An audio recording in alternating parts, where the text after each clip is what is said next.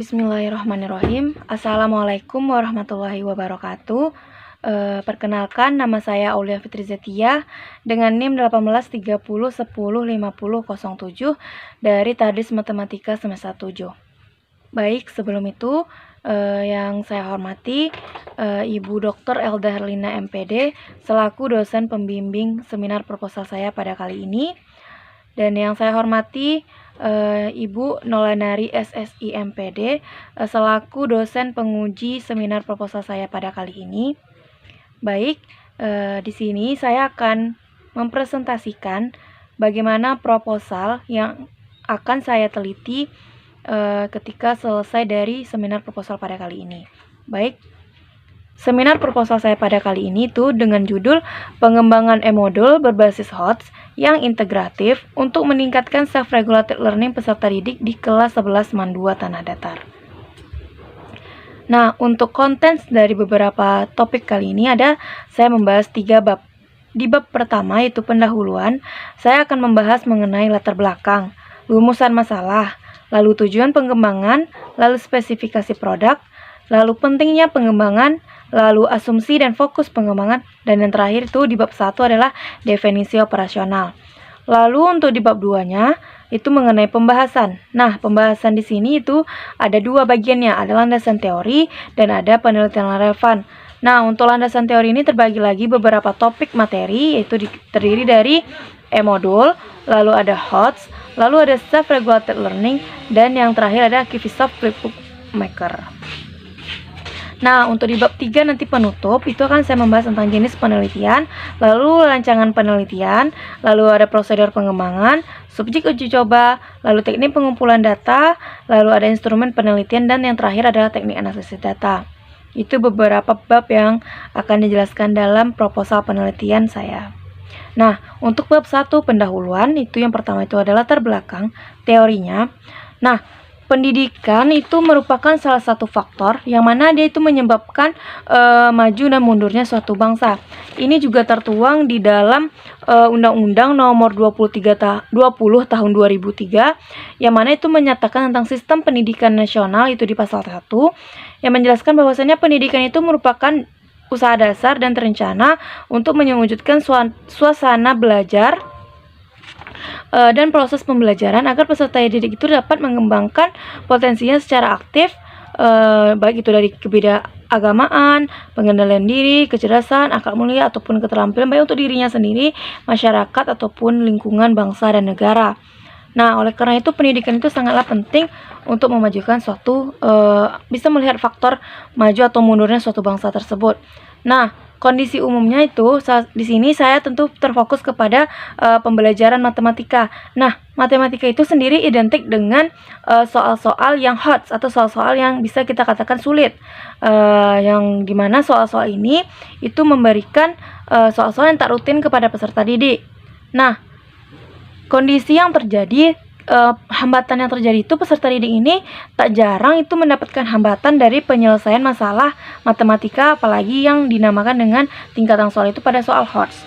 Akibatnya peserta didik ini tentu tidak mandiri dalam menyelesaikan suatu permasalahan, sehingga tentu guru lagi yang akan menjelaskan ke peserta didik secara rinci. Ibaratnya itu bukan student center tapi teacher center jadinya.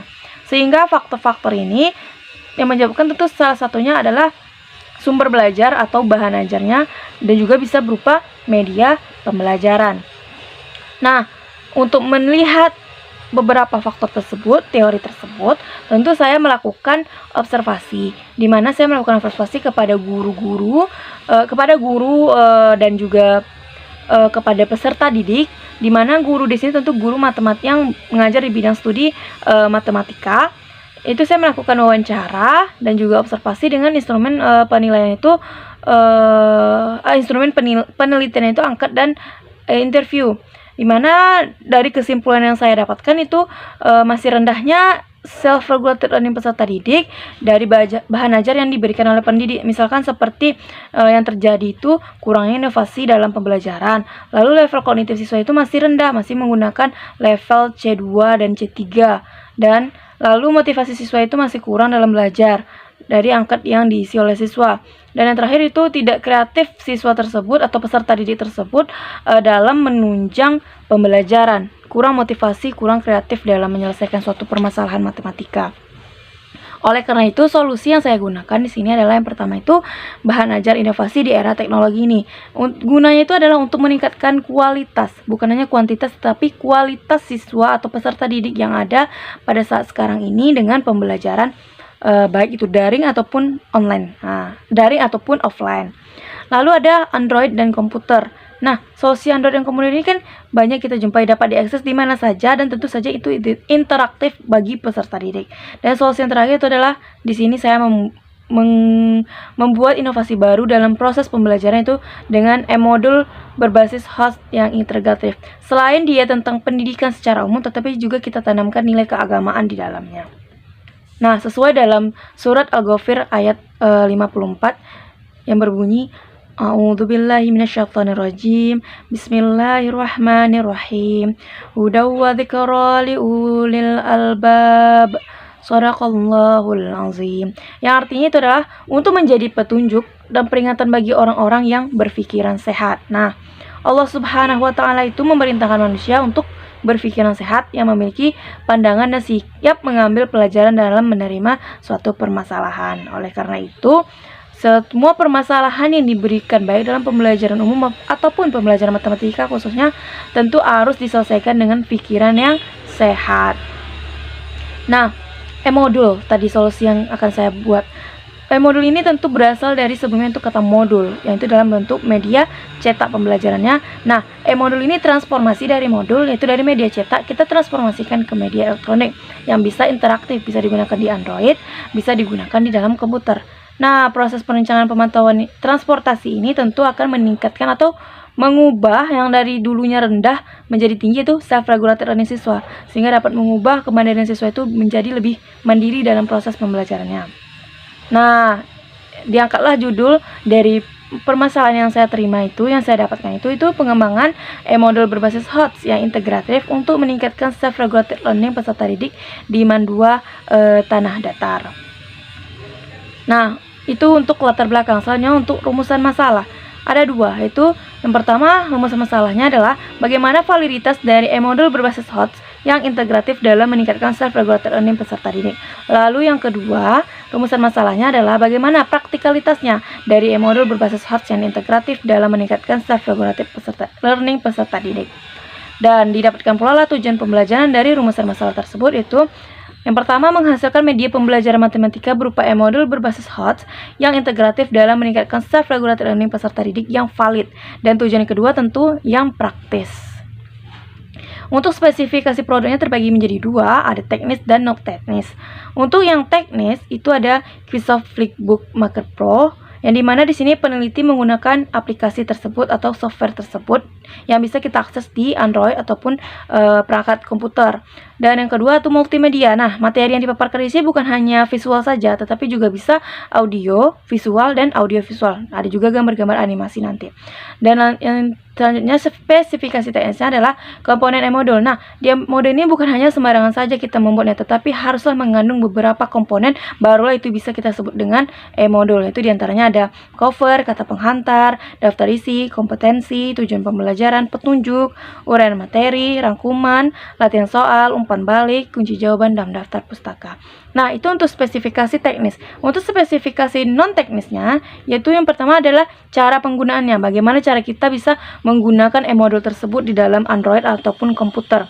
Dan selanjutnya adalah ada RPP dan silabus tentunya, agar pembelajaran terarah. Itu untuk spesifikasi produknya. Selanjutnya adalah pentingnya pengembangan. Apa sih pentingnya pengembangan itu? Nah, pentingnya pengembangan di sini adalah yang pertama itu sebagai bentuk inovasi baru bagi pendidik terkhususnya dalam melakukan proses pembelajaran matematika yang bersifat elektronik. Lalu yang kedua, pentingnya pengembangan ini adalah sebagai salah satu alternatif pelengkap baru untuk meningkatkan motivasi dan minat peserta didik dalam pembelajaran matematika. Dan pentingnya pengembangan yang ketiga adalah dengan menggunakan e-modul ini dapat diakses pula di Android dan komputer, membantu pendidik menyampaikan pokok bahasa materi kepada peserta didik lebih mudah dan praktis. Nah, asumsi dan pentingnya pengembangan ini, asumsinya itu tentu e-modul ini dapat membantu peserta didik dalam memahami materi. Lalu, e-modul ini juga interaktif, di mana dapat mengubah gaya belajar peserta didik dengan memanfaatkan Android. Dan fokus pengembangannya itu adalah yaitu memfokuskan kepada e-modul berbasis HOTS untuk meningkatkan self-regulated learning peserta didik. Dan untuk yang terakhir di bab 1 pendahuluan ini definisi operasional. Di sini saya membahas ada 4 materi atau 4 subbab, yaitu ada modul elektronik atau e-modul, lalu ada high order thinking skill, lalu ada self-regulated learning dan Vsauce Bookmaker Pro. Untuk modul elektronik ini ada sumber belajar yang dalam bentuk elektronik, lalu high order thinking skill ini ada tingkat kepikiran siswa, berpikir siswa yang tingkat tinggi. Dan ada self-regulated learning ini kemandirian siswa, dan Vsauce Bookmaker Pro ini merupakan aplikasi yang akan saya gunakan dalam membuat e-modul. Baik, selanjutnya adalah bab 2, pembahasan. Nah, yang akan dibahas di sini adalah yang pertama itu landasan teori. Landasan teori ini terdiri dari beberapa topik, yaitu ada modul elektronik, ada HOTS, ada self-regulated learning, dan ada Vsauce Bookmaker Pro. Nah, yang pertama e-modul. E-modul menurut beberapa ahli yaitu DD tahun 2014 di halaman 9, e-modul ini merupakan bahan ajar yang dirancang secara sistematis berdasarkan kurikulum tertentu dan dikemas dalam bentuk satu waktu tertentu yang ditampilkan di piranti elektronik. Lalu ada lagi ahli yang menyatakan itu DIMHAT tahun 2014, e-modul ini merupakan bagian dari pembelajaran elektronik yang memanfaatkan TIK. Sehingga dari situ beberapa pendapat para ahli dapat saya simpulkan bahwasanya e-modul ini suatu perangkat pembelajaran yang dirancang secara sistematis berdasarkan kurikulum tertentu dan dikemaskan dalam bentuk tampilan elektronik maupun cetak sesuai dengan komponen-komponen pembelajaran sebagai bentuk keperluan pembelajaran mandiri oleh peserta didik sehingga mencapai tujuan pembelajaran yang kompeten. Nah, karakteristiknya tentu ada untuk e-modul ini. Itu menurut ahli Daryanto, di mana ada 4, self-instruction, self-processing, adaptive, dan stand-alone. Untuk self-instruction ini, di mana peserta didik ini dapat mudah menggunakan dan mengetahui arah dalam proses pembelajaran. Nah, yang kedua self-processing, bagaimana pembelajaran ini disajikan di dalam modul-modul elektronik tersebut. Lalu yang ketiga ada adaptif, di mana dapat menyesuaikan dengan era sekarang. Dan yang terakhir itu ada stand-alone, dia itu menuntut siswa untuk, ini dia self-regulated learning, belajar sendiri, bisa menggunakan secara individual. Lalu komponen dari e-modul ini terbagi menjadi 2. Komponen dari e-modul ini terdiri dari cover, profil, petunjuk penggunaan, kompetensi, peta konsep, dan beberapa lembar. Ada lembar kegiatan, lembar evaluasi, lembar kuis, dan lembaran jawaban. Nah, untuk struktur penulisan e-modul ini ada bagian pembuka, ada bagian isi, ada bagian penutup. Di bagian pembuka tentu ditulis ada judulnya, ada daftar isi, lalu ada peta informasi, lalu ada tujuan kompetensi, dan ada juga tes awal atau pretest. Nah, untuk di bagian isi tentu adanya pendahuluan, lalu ada hubungan antara materi satu dengan materi yang lain, lalu ada uraian topik, penugasan, dan rangkuman. Dan sedangkan di bagian penutup itu memiliki glosarium, post-test, dan indeks ataupun daftar pustaka biasanya. Nah, tentu kita harus mengetahui bagaimana perbedaan modul dan e-modul itu gitu.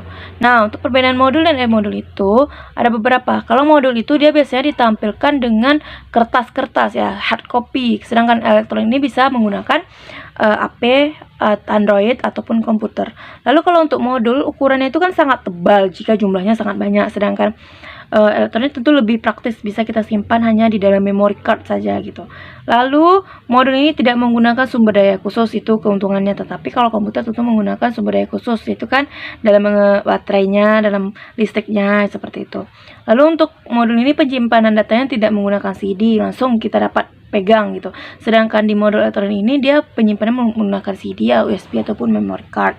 Dan untuk biayanya, kalau modul tentu relatif lebih mahal karena kita kan akan menghardcopy-kannya. Sedangkan elektronik ini cuma jadi soft copy saja, bisa kita simpan di mana di perangkat elektronik seperti itu. Lalu kalau modul tidak tahan lama, bisa rusak, bisa terbakar kena air. Sedangkan yang e-modul ini dia lebih tahan lama dan tidak akan mudah hilang. Lalu isinya hanya kalau modul ini dapat disusun teratur gitu. Tapi kalau misalkan e-modul bisa secara non-linear ataupun linear. Lalu kalau misalkan modul itu dia hanya berupa tulisan, sedangkan modul bisa dalam bentuk tulisan, audio, animasi, gambar-gambar, game bergerak sehingga lebih interaktif. Lalu untuk modul itu tidak dapat diberikan kata sandi. Kalau modul bisa karena kita dioperasikan di dalam perangkat komputer. Lalu HOTS lagi, materi HOTS itu High Order Thinking Skill, yang dimana ada membahas tentang pengertiannya, lalu ada indikatornya, ada aspek, lalu ada modul berbasis HOTS, lalu komponen modul berbasis HOTS itu seperti apa, dan yang terakhir modul integratif berbasis HOTS. HOTS itu ada beberapa ahli yang menyatakan menurut Newman dan Wehlach, itu kemampuan berpikir yang bersifat kritis, logis, reflektif, metakognitif dan kreatif, sehingga kemampuan yang ada di peserta didik itu dapat membuat gagasan ataupun ide untuk mengkreasikan sehingga lebih jelas gitu. Lalu menurut View, HOTS ini terlaksana jika peserta didik dapat mengaitkan informasi nyata ke dalam informasi yang abstrak. Nah, dari beberapa definisi di atas itu diambil kesimpulan bahwasanya HOTS itu adalah suatu kemampuan peserta didik yang mana peserta didik ini dapat mengolah informasi itu secara analisis, evaluasi, dan mencipta dari permasalahan abstrak yang diberikan diolah ke dalam bentuk informasi yang nyata dan mencapai tujuan penyelesaian yang sulit untuk dipecahkan. Tentu HOTS ini ada indikator-indikatornya, ada berpikir kritis dan ada berpikir kreatif. Berpikir kritis tentu ada menganalisis dan mengevaluasi, sedangkan berpikir kreatif itu ada mencipta dan mencanangkan. Ini tentu sudah berada pada taksonomi Bloom yang tingkat C3 ke atas. Lalu ada aspek HOTS-nya. Ada yang pertama itu sebagai transfer, lalu ada berpikir kritis, dan ada problem solving, dan ada berpikir kreatif. Nah, peserta didik transfer ini tentu dia akan mempersiapkan kemampuannya untuk memecahkan suatu permasalahan yang ada secara individual. Lalu berpikir kritis, sehingga siswa itu dituntut untuk berpikir sehingga otak dapat lebih terasah dalam menyelesaikan suatu permasalahan yang tidak hanya mudah tetapi juga bisa menyelesaikan suatu permasalahan yang sulit. Lalu ada problem solving, memecahkan suatu permasalahan yang tentunya ideal gitu.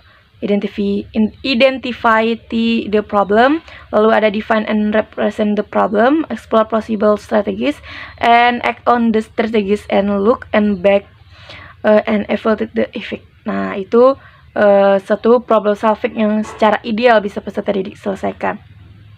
Dan yang terakhir, aspek HOTS ini adalah dia itu berpikir kreatif, sehingga siswa tidak hanya terpatok pada buku atau sumber yang ada, tapi siswa juga bisa berkreasi dalam menyelesaikan suatu permasalahan yang tidak terlepas dari konsep yang ada. Nah, modul berbasis HOTS itu seperti apa? Tujuannya gunakan modul HOTS ini adalah untuk memperluas kemampuan berpikir tingkat tinggi bagi peserta didik dalam mengolah data informasi dalam hal kontekstual sesuai dengan taksonomi Bloom C4, C5, dan C6, yaitu soal-soal yang tidak rutin. Nah, komponen modul berbasis HOTS ini tentulah tak lupa juga harus sama dengan modul dan modul, yaitu ada bagian cover ataupun bagian pembuka, isi, dan penutupnya. Cuma yang membedakan di sini modul itu kan berbentuk elektroniknya, tetapi tetap sama harus pada tingkatan soal yang berpikir tingkat tinggi atau HOTS.